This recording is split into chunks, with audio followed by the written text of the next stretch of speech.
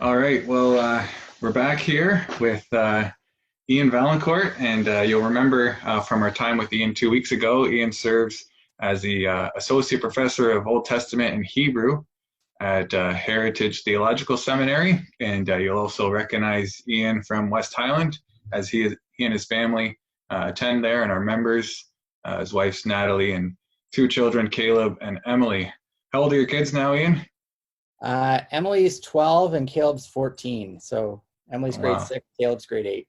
Okay. Oh, cool. Very Yeah. nice. And yeah, so we've been going through the Psalms this past week again with our morning devotionals at West Highland.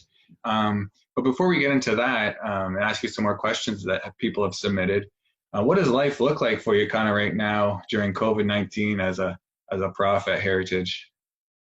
Well, yeah. Craig Evans is a New Testament scholar, and he posted on Facebook this picture it's a Rembrandt painting of the Apostle Paul. And it's Paul sitting at his desk. And Evans said, for people who have asked me what life's like in these trying times, biblical scholar before self-isolation, and it's Paul at his desk. Biblical scholar in isolation, Paul at his desk. Biblical scholar after 4 weeks of isolation, same thing. Biblical Right. scholar after isolation, same thing. So The life looks pretty similar for you? things look pretty similar, yeah. We homeschooled already, so Oh, wow. You guys are all set. the big difference for the kids, they don't have their activities and their community time. They have a lot of that going on. And the big difference for me is I'm not going into the office. But in the spring, summer, I work from home a little more and do writing projects anyway. So Okay. I'm trying to do writing in the morning. And I've got about 7 courses I'm teaching this spring, summer. Okay. And 4 online at Heritage, and then a couple at different schools, but they've moved to Zoom. I was supposed to be traveling, but those like Tyndale and Miller Graduate School in Saskatchewan, Okay. they've moved to online format. So I'm going to be lecturing at a computer screen. Oh, very nice. And does that Yeah. mean a lot of marking for you as well? Yeah. Thanks for reminding me, Jamie. Awesome. Yeah, all those fun. It's a huge privilege to handle God's word, and it's a real joy to watch people grow and come in and take initial courses or do initial assignments.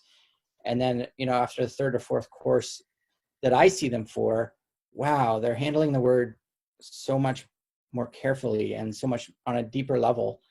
So it's a joy. But Right. Oh, cool. 1,000 pages of marking, still 1,000 pages of marking. Yeah. All right, cool. We got a few questions in from people. There was a few that we didn't get to 2 weeks ago, and there's 1 or 2 that came in this week. But maybe just before, even as we start, we're looking at reading the Psalms devotionally.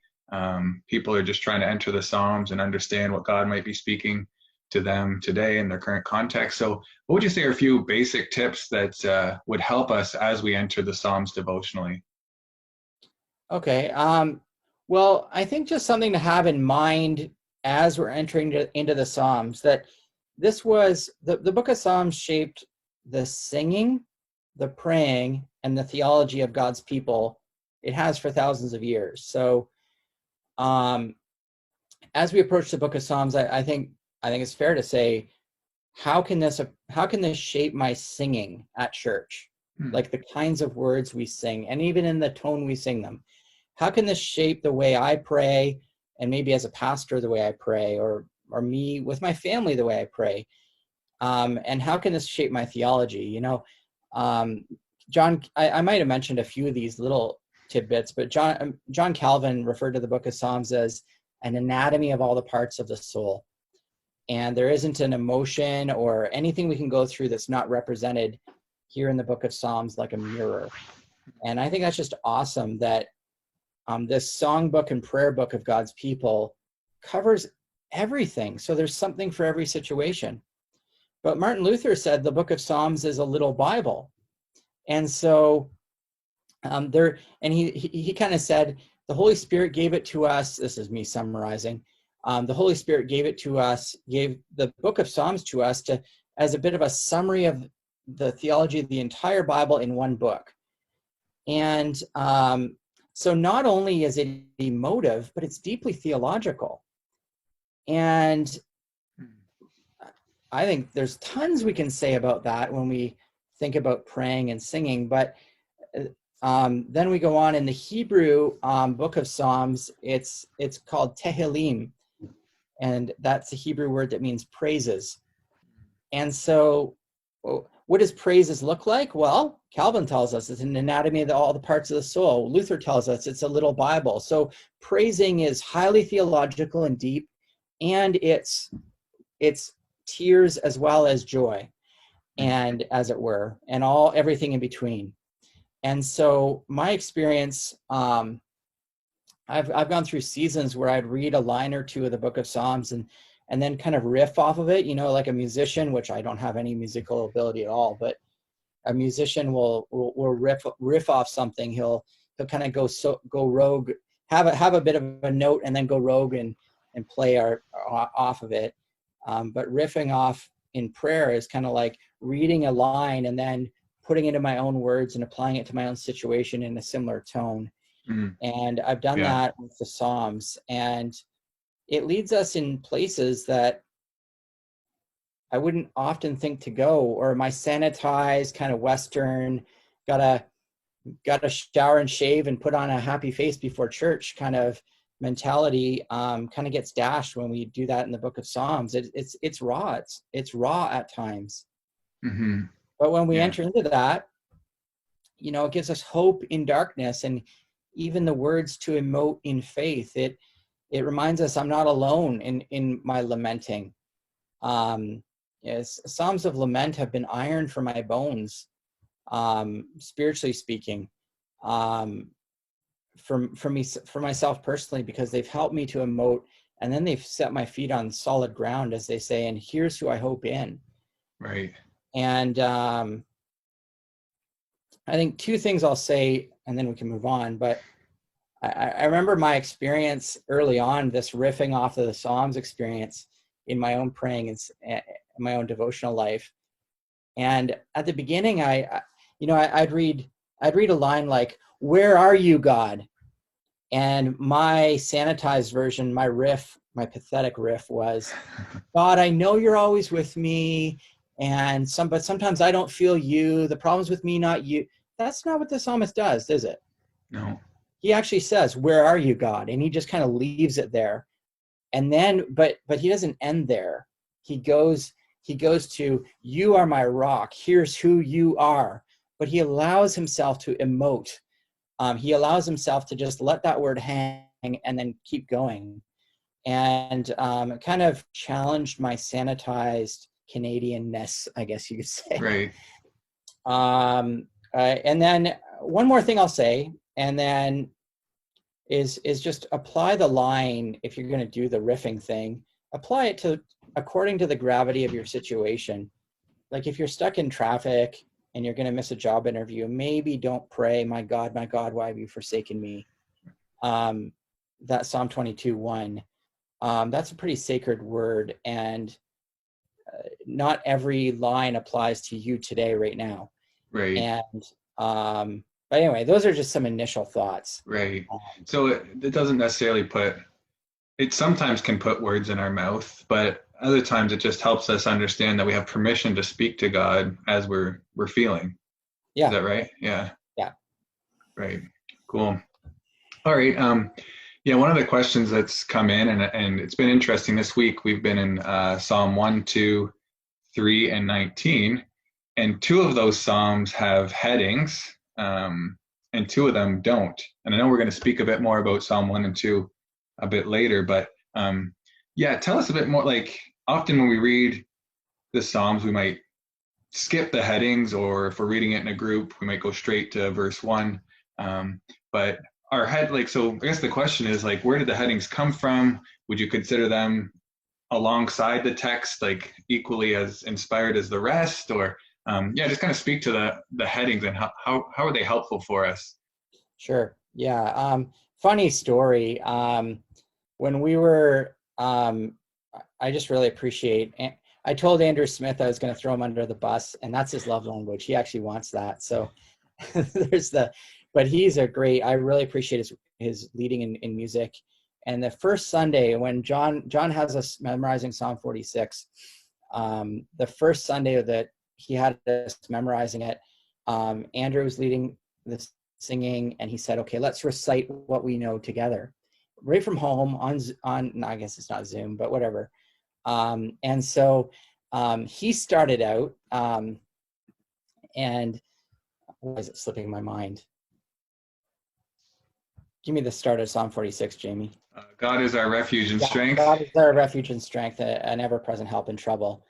And he started out like that, and I started out for the choir director of the Sons of Korah, on the Alamote, a song. Yeah. And my kids kind of looked at me, Dad, what are you doing? You didn't start at the beginning. And that's just but actually, when you read the English, and Andrew and we as people who have English Bibles, the headings look less important, don't they? Because they come before verse 1, and they're in different font. They're smaller, all caps, or however they're done in your particular Bible. And they're just kind of there. And sometimes our Bible even has like a bolded heading that they write themselves. Like they might for Psalm 46 head it something like, God is our refuge and strength. Right. And then they might have the superscription, and then in like not bold and smaller and all caps and italics or something, and then verse 1, and it starts, God is our refuge and strength. But in Hebrew, the superscription is verse 1, and it's not written in a different size font. It's the same. And so if you were to read Psalm 46 in Hebrew, it would begin, Lemnat Seach, for the choir director of the Sons of Korah, on the Alamote, a song. God is our refuge and strength and ever-present help in trouble. And God is our refuge and strength and ever-present help in trouble is verse 2. Mm-hmm. And so it reads very differently. And so the question is, should we correct ourselves? What's going on? What's the history here? Well, the story is, as we look at Hebrew manuscripts, there's 0 manuscripts in existence that don't contain superscriptions. We simply don't have them. And historically, as if we think about the composition of the individual psalm, like 46 of the Sons of Korah, or let's just do 3 of David. We don't know if David wrote his name at the top, like I write my name at the top of something I write, or if he handed it to Asaph and, okay, I've written this for the choir director, here you go, Asaph, and Asaph scribbled down of David when he was fleeing from Absalom, his son. And we don't know if Asaph wrote the occasion. We don't know if it was later on. We don't know. And actually, the history of the superscriptions is a bit complicated because later manuscripts, like the Greek translation of the Hebrew, the Septuagint, has some altered things and additional things in the superscriptions and this kind of thing. But the point I want to make right now is, in history, the first time in history that interpreters stopped interpreting the individual psalm in light of the superscription was the last 200 years, which means for 2,000-3,000 years of interpreting the Psalms, the superscription has been a part of the interpretation. Right. And 200 years ago, what happened? The idea of secular biblical studies rooted in the university came into the fore. And that has influenced us enormously. Right. And, but this is new in history. Both and I'm not saying that people interpret it like that are secular or anything, but I'm just saying that I think there's been influences where we don't realize. Right. And the issues are huge, and I wrote a 65-page paper on this for my PhD. So Wow. You could talk a lot about it. Right. But I'll just summarize and say this. I suggest that we ought to read the Psalms in light of the superscription as much as we understand of it. Like if we don't know what a shiggaion is or on the Alamote means, it's probably a musical term, right? Right. Well, that's okay, but we are meant to read the Psalm in light of the superscription, in particular, the authorship and the voice. So Psalm 110, what does Jesus say about it? Jesus says that David wrote it, and David was talking about his Lord. Well, how did he know David wrote that? Well, it's in the superscription of David. Yahweh says to my Adonai, my Lord, sit at my right hand until I make your enemies your footstool of your feet. And David there is the author of the psalm, and this is a big can of worms, but he's a prophet reporting the words of Yahweh about David's Lord to come, and ultimately about Jesus. And so we're supposed to read Psalm 110 as by David about David's Lord. Or we're supposed to read Psalm 3, and how much richer is it when Psalm 3 in the historical superscription that points back to when he fled from Absalom, his son, points us back and says, remember this incident in the life of David? Well, here's an insight into his heart, what was going on internally at the time. Right. And so we're supposed to read them together. The canon teaches us to read them together. And so I suggest we ought to consider the superscription. And, all right. And so go ahead. I'll just say back to Andrew Smith, it wasn't at all throwing him under the bus, because all of us see the superscription in small thing and before verse 1, and we don't know the history of it at all. Right. But it is an important part. So in church worship, as we're reading a psalm in preparation for the preaching, we should read the heading or the superscription before that. Well, if we're reading the whole psalm, like right. I think there's a place to read a couple lines, so we're not like being unfaithful by saying I'm going to read 3 verses right now and then lead into a song. You know, please pick this song out specifically that kind of plays off these lyrics, and let's do. Right. Of course, let's do that. But I think as Christians, we ought to be aware that they're there, and if we're going to do a whole psalm, I'd suggest we should look at it. But right, including as we're memorizing it together. That'd be my suggestion. But all right. Yeah, I'm just a church member. I'm not. Yeah. All right. Well, if we do read it all together, recite it all together, and we're all back, you will be a verse behind, or we'll be a verse ahead of you if we don't. Yeah, do it like and that'll make it easier for me, right? Yeah, you can just follow everyone else afterwards. All you have to do is remember the heading. Yeah. All right, cool. That's great. I'm a man, so I can't multitask. So you'll be talking, and I won't be taking it in. Yeah. Well, actually, in line with Psalm 46, someone, as they were memorizing Psalm 46, as they come up to verses 5 and 6, just asked the question, whom is God referring to as she? So maybe I could even go over there quickly in the NIV. Says, yeah, you want to read the 2 verses, and then I'll play off it. I'll give you a hint. It's not a feminist reading. Okay. It says, well, shall I read 4 and 5? Is that what I said to do? There's a river whose streams make glad the city of God, the holy place where the Most High dwells. God is within her. She will not fall. God will help her at break of day. So who is the she and the her, I guess, in there referring to? City.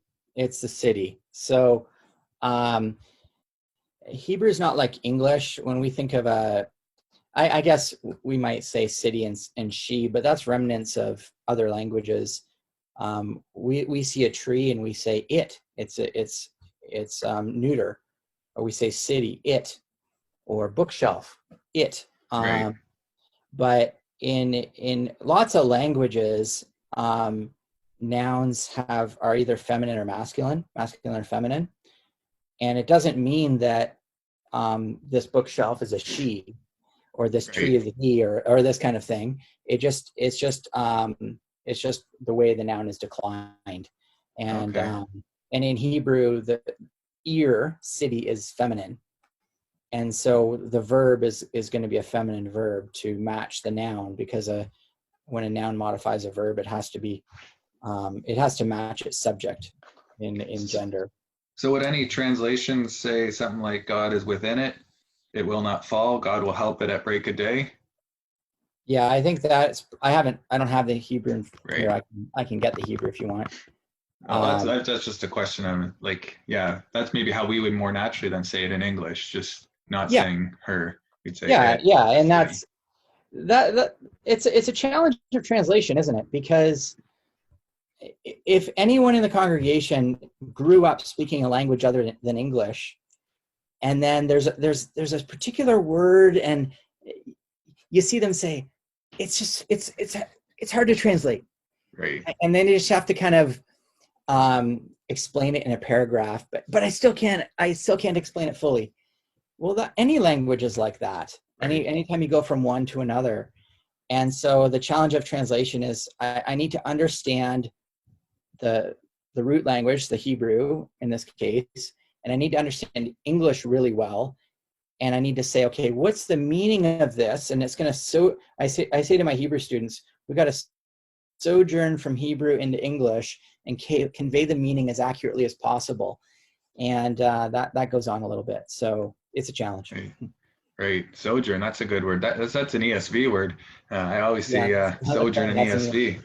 But anyway, we won't get into ESV versus NIV. Or I'm at West Highland now. We use the NIV. All right. I will.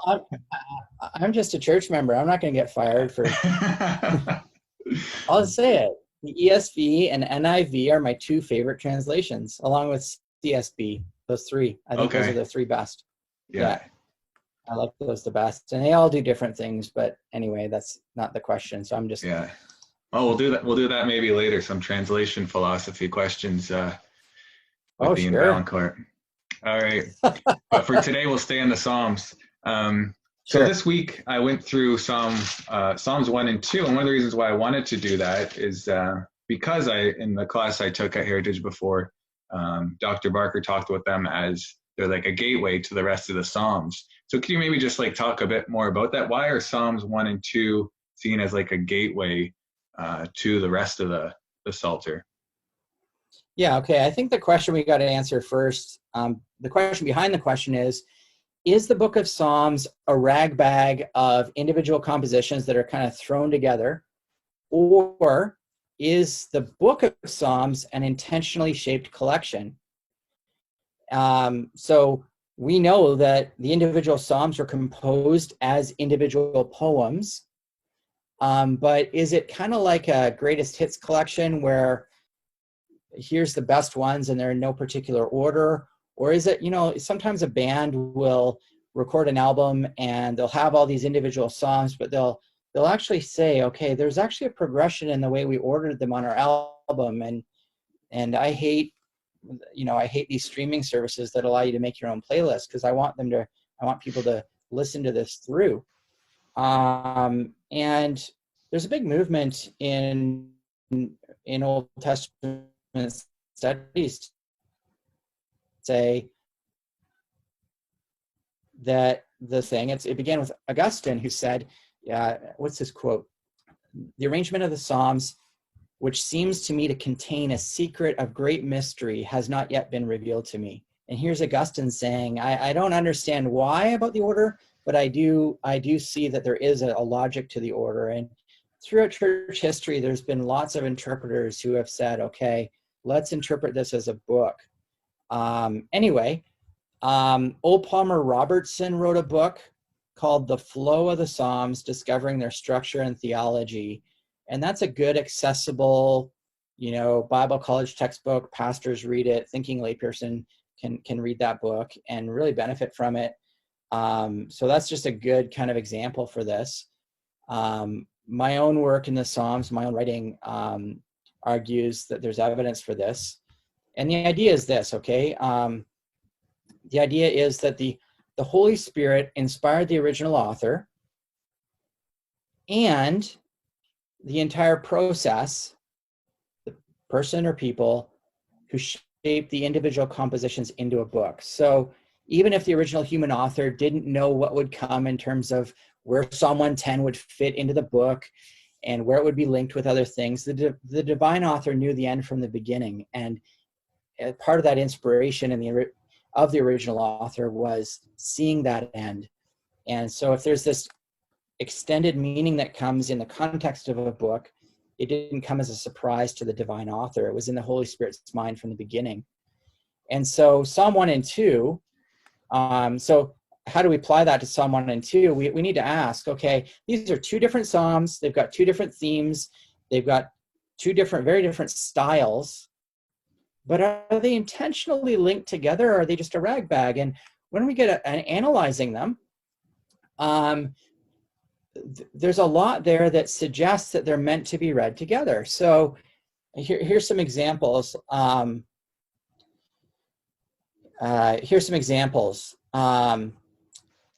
Neither one has a superscription, but books 1 and 2 of the Psalms, Psalms 1 till 72, there are only 4, I think, other Psalms that lack a superscription. So 1, 2, I think it's 10, 33, 43, and I think it's 70. Don't quote me on that, but there's 4 I'll take your word for it. Yeah, that don't have a superscription. So the vast majority of them are David Psalms, 37 in book 1 and 18 in book 2. And the vast majority have a superscription. So, okay, this stands out that these two don't. The theme of Psalm 1 is the word of Yahweh. And the theme of Psalm 2 is the anointed king as son of Yahweh, and ultimately the Messiah. So Torah, instruction of Yahweh, and king as son of Yahweh, anointed one. No superscription. And then we get looking at the language of the two Psalms. Psalm 1:1, what's the first word? Do you know, Blessed. Jamie? Blessed. Or blessed. Ishrei in Hebrew. Blessed. And by the way, that's the same way the Sermon on the Mount begins.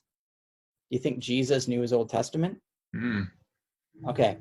That's just a plug for, you can't understand the New Testament without the Old Testament. But anyway, Psalm 1:1 begins with blessed. That's the first word of the Psalm. Psalm 2, the very last line, verse 12b, begins with blessed. Blessed are all those who take refuge in him. Same word in Hebrew, ashrei. And so you've got this kind of bounded by blessing, this blessing boundaries in Psalm 1 and 2. And then you see in Psalm 1, verse 2, you've got this to meditate on the Torah of Yahweh day and night. And the Hebrew word for meditate is hagah. But then in 2 verse 1, you've got, why do the nations rage and the people plot in vain? But that plot is, I believe it's the plot in English translated, it translates the Hebrew verb hagah. Same verb as in 1:2. And so what's going on there? And it seems pretty negative in Psalm 2 and positive in Psalm 1. Well, we have to understand a little bit about when in the ancient world, when they meditated on something, they didn't do like a kid today. You ever see a kid try to memorize Psalm 46, for example? They might read it and then they might do this. And they're saying it in their head, right? But in the ancient world, they wouldn't say it in their head. They'd murmur it under their breath. So to meditate was doing this. Bereshit bara Elohim et hashemayim va'et haaretz, and they would murmur it under their breath. Well, in the same way as they're meditating on the Torah of Yahweh in Psalm 1 verse 2, the nations are murmuring under their breath, kind of like a kid who's like, I'm so angry at you, I'm going to get you. And I'm going to say it under my breath in Psalm 2 verse 1. But it's the same Hebrew verb. So they're kind of linked together. And then in 1 verse 6, the noun, the way of the wicked will perish. And in 2 verse 12, I think it's way and perish are both in 1:6 and 2:12. So you've got all these common language, things that bind it together, especially the bounded by blessing stuff. Yeah. And people might want to picture Psalms 1 and 2. If the book of Psalms is an intentionally shaped collection, just like I view the world through these corrective lenses, these glasses that help me see, I've got 1 and 2 of them, and they help me see everything else more clearly. And I don't see as well if I don't have them on my eyes. Psalms 1 and 2 set the reading agenda. They're kind of like the lenses through which we're supposed to read the book of Psalms. It's like a gateway into the temple has a pole here and a pole here and a gate that swings back and forth, and you can open the gate. Well, the gateway of praises, the book of Psalms has the gate of Psalm 1 and Psalm 2, and we enter through that into the life of Tehillim, of praises, into this life of praise.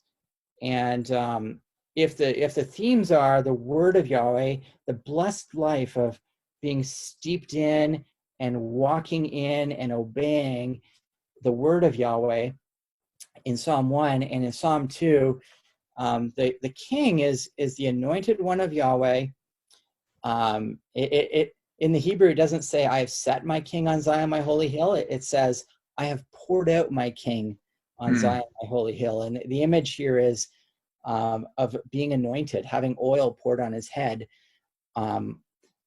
in Jerusalem as his coronation to be the representative of Yahweh reigning on earth and over his people. And, he's the begotten Son of God. And by the time, this is for free, okay? Okay. By the time Psalm 2 headed Psalms 1 and 2, but by the time Psalms 1 and 2 headed the book of Psalms, there's no king on the throne of David. The people have, it's after the exile. And how would you read Psalm 2? You'd read it about the Messiah. And Psalms 1 and 2 linked together might be something like the king, the Messiah as ideal Torah-keeping king. He's the ideal king from Deuteronomy 17:14-20. So that's a big mouthful. Yeah. There's some little tastes anyway of different things that are often said about Psalms 1 and 2. Yeah, that's good. Yeah, it's helpful to think about that image of entering into the temple and seeing them as the two pillars that help us then interpret the rest of it. And it is interesting then to think of Psalm 3 then going right into what we've already talked about, a lament, and David's been chased out of Jerusalem himself. So anyway, we could probably talk a lot about then how all the thread goes through. Can I just say one comment about this? You may. Do we have time? Oh yeah. But in light of the lenses of Psalm 1 and 2, when we move into Psalm 3, we've got weeping David, and we've got tension introduced. Right. And we as the reader are saying things are not as they're supposed to be. And things are not as they will be, because Yahweh's promised his king is going to be the instrument, Psalm 2 verse 9, who's going to smash the enemies of Yahweh in pieces, like you take an iron rod and smash pottery and it goes in pieces. Well, Psalm 3 says, but today we don't experience that yet, because David's weeping. Mm-hmm. And even and we could go on and say the superscription points us to a time in David's life that he's actually suffering because of his own sin. And we could get to that and say he's not the ideal Messiah even, but Jesus is. Right. And Psalm 2 points beyond the earthly David to someone greater, but we could go on and on and on. Right. Yeah. We had one more. I'm not sure if you think this one is a long or a short answer, the one about Yahweh and Elohim, or should we save it for next time? We'll do short. How's that? Okay. So the question was just the difference between the song. But I'll try. I pointed out in my devotions that when in the English we see Lord, all caps, that's referring to Yahweh, God's personal name. And then, but we also see Lord elsewhere, just capital L, but small case O-R-D. And so that's, from my understanding, Elohim. What's the difference, and why would he use two different names? And why do we have it maybe then in English and the same word? Well, first of all, he uses more than two different. We're right, the capital L, capital O, capital R, capital D, the Lord, is a signal from our English translators that the Hebrew word here is Yahweh. And the capital L, small o, small r, small d, the Lord, is a signal from our English translators that the Hebrew word is Adonai. Okay.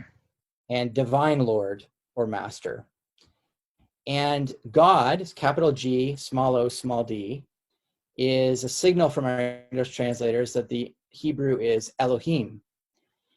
And so those are three different names for God in the Old Testament. And they have different nuances. Like Elohim is kind of a generic name for God, and it's a lot like our name, God. And when we as Christians in church say, God is our refuge and strength and ever-present help in trouble, we're not talking about the same God that my Hindu friend might be talking about. We're talking about capital G, the one God who we believe is over all. So there's nothing wrong with saying Elohim in the ancient world. It's just it's a generic name for God. And Lord, with the capital L, but all the rest is small, lowercase, is Adonai. And that's like Lord in terms of master. Okay. I will follow you. I give you my allegiance. That kind of nuance is involved. And Yahweh is the personal covenant name of God. And it's been used in worship since the beginning. So in Genesis, I think it's 4 verse 26, I believe, after the birth of Seth, at that time, people began to call on the name of Yahweh. And then all throughout Genesis, Yahweh is used. But really the full meaning of the name Yahweh wasn't revealed until Sinai, until, the Exodus from Egypt, and Exodus 3 and Exodus 6, and the burning bush, and then Exodus 6, where Yahweh reveals to Moses, in this redemption from Egypt, when I'm redeeming you from slavery to make you a people of my own, you're going to understand the full import of the name Yahweh. Now, isn't it amazing that when we come to the book of Psalms, by far the most dominant name of God used is Yahweh. In fact, 695 times in 150 Psalms, it's Yahweh. And what this book of praises is teaching us is that when we worship God, and when we're praising our God, we have personal access to his personal name, and we ought to address him as such. Isn't that wonderful? Yeah. And I actually like the practice of, when I see the capital Lord, instead of saying the Lord, which is a title, I prefer just saying Yahweh, because it's his personal covenant name, and it reminds me of the personal nature of my relationship with Yahweh. And there are Psalms 42 to 83, Elohim dominates, and people don't know why. And there's all debate, and we could get into that. Psalm 46 is in that, right? Elohim is our refuge and strength. But by far the most dominant is Yahweh. That's really cool. All right. Well, this has been great. And man, we could go on, and even we could have dug into some of these questions even more. But we'll leave it there for now. Thanks again, Ian, for giving us some of your time. And I think it's been helpful, and it'll help our people, just as we're wanting to understand this book more and how it can bless us, especially during this time where we want to cry out to God in this way. And it gives us some words that we can speak. And I liked your analogy there of that, but also riffing off our own prayers alongside of what the psalmist is saying. So that's really good. Cool. Actually, you can stay with me here just as I give the last few announcements. Sure. So actually, if you guys have enjoyed this kind of content style where it's interview, Q&A focused, I'm actually going to be starting next Sunday, May 17th, I'm going to call it the Spring Trek Online Q&A conversation series. And so they're going to be a series of interviews just like this. We're going to engage with meaningful topics that will help us navigate what it looks like to follow Christ during COVID-19. And each week we're going to take on a different issue and interview someone with expertise in that area. And our first session is going to be on Sunday, May 17th, and I'll be interviewing Dr. Stan Fowler, who's Professor Emeritus now from Heritage Seminary. And we're going to look at the topic of suffering. And so why does God allow suffering in this world? How does COVID-19 fit in with God's purposes? What hope can we find in the gospel during this pandemic? We'll look at some of these questions together. So I hope you'll enjoy that and that you'll tune in. I'll get more details out about how we're going to do that, whether it's on this Facebook page or whether it's on the church website, but more details are to come. So yeah, I hope you've enjoyed this, and thanks again, Ian. It's been a pleasure, and we'll see you guys next time. Thanks, Jamie. See ya.